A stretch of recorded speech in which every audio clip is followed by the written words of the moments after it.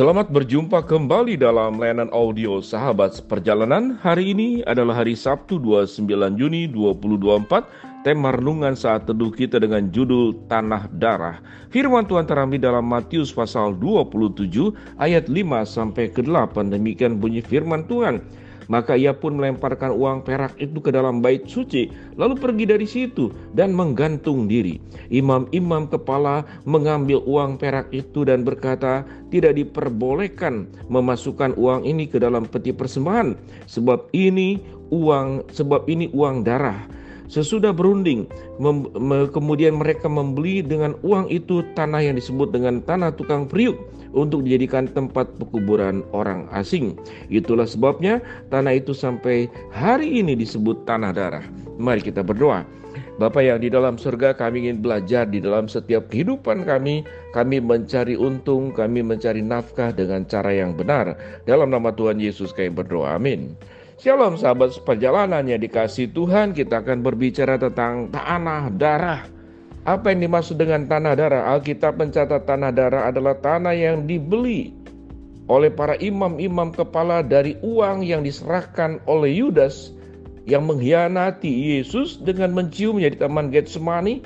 Uang itu dilemparkan 30 keping perak ke rumah Allah.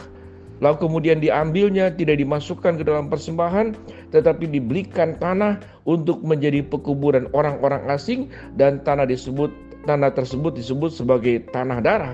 Tidak dipersembahkan kepada, katakanlah, persembahan di rumah Tuhan. Sesungguhnya cukup menarik.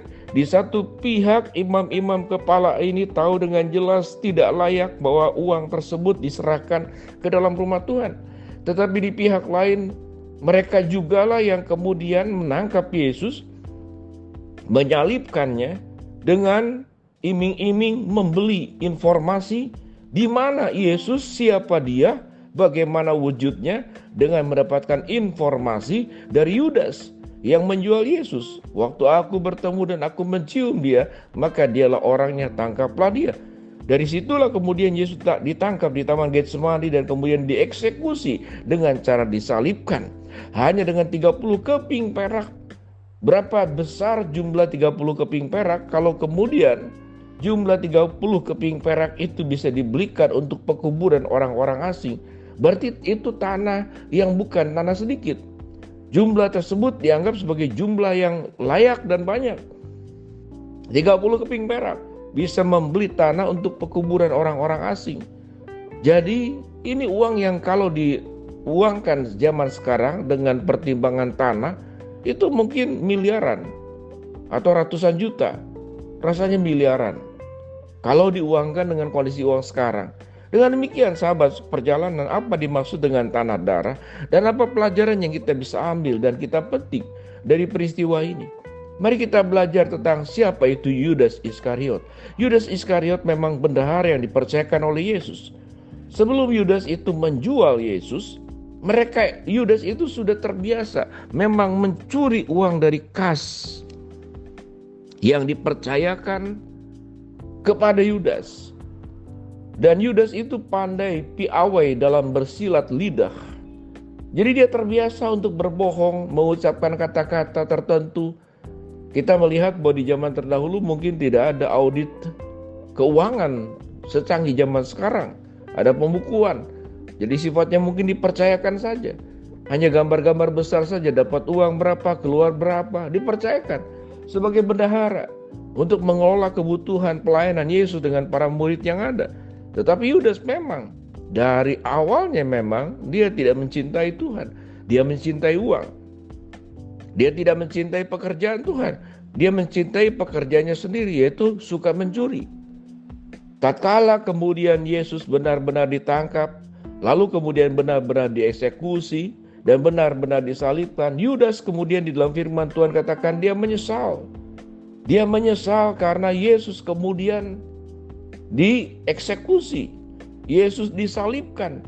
Lalu dia melemparkan 30 keping perak dan firman Tuhan berkata, lalu kemudian Yudas pergi dan kemudian bunuh diri. Sebelum bunuh diri ada sebuah perdebatan bahwa orang ini adalah orang yang tidak bersalah.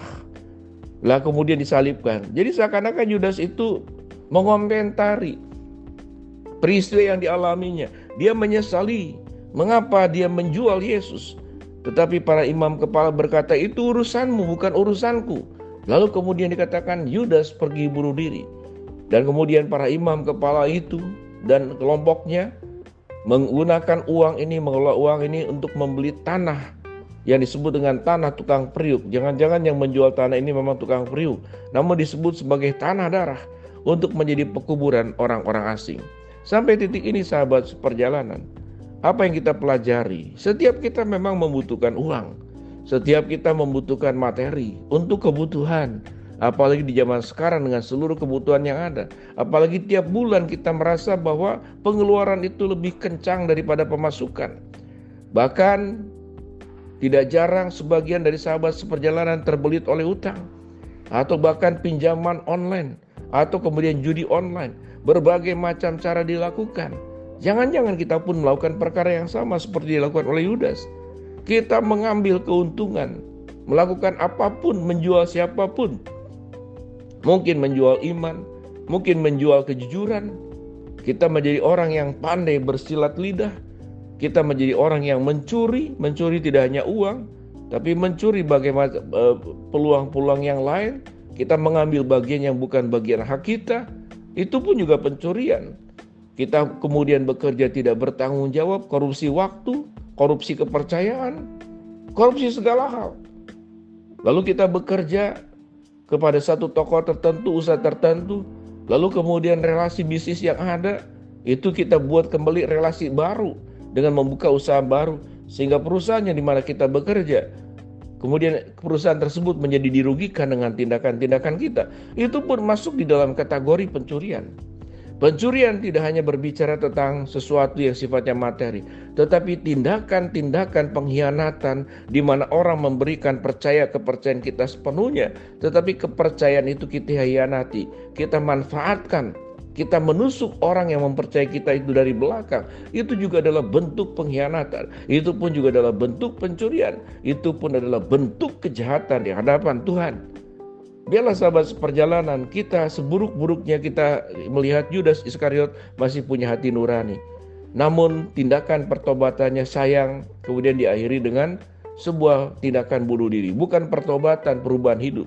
Dengan demikian sahabat seperjalanan, kalau kita berbicara tentang pelajaran tanah darah, biarlah kita berjuang di atas bumi ini, jangan sampai kemudian menjadi sebuah pengkhianatan.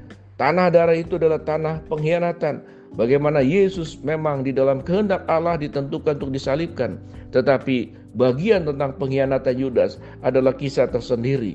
Dari orang yang dipercaya, murid yang dipilih, yang dipercaya justru mengkhianati guru yang memilihnya, mengkhianati guru yang mempercayainya. Janganlah kita punya sifat-sifat berkhianat dalam bentuk apapun. Janganlah kita mendapatkan berbagai macam keuntungan yang akhirnya keuntungan tersebut masuk dalam kategori tanah darah. Kita dapatkan tanah, kita dapat kekayaan, tapi dari darah-darah orang yang dirugikan karena sikap pengkhianatan, ketidaksetiaan yang buruk sebagaimana dilakukan Yudas, jangan sampai dilakukan oleh setiap kita masing-masing. Mari kita berdoa. Bapa dalam surga, terima kasih buat kebenaran firman Allah yang kami pelajari. Hamba-Mu berdoa buat sahabat seperjalanan yang sakit, Tuhan jamah sembuhkan. Sahabat seperjalanan yang sedang menghadapi masalah, Tuhan bukakan jalan. Sahabat seperjalanan yang sedang berdoa mengharapkan sesuatu, Tuhan kabulkan dengan cara dan waktunya Tuhan. Di dalam nama Tuhan Yesus kami berdoa. Amin.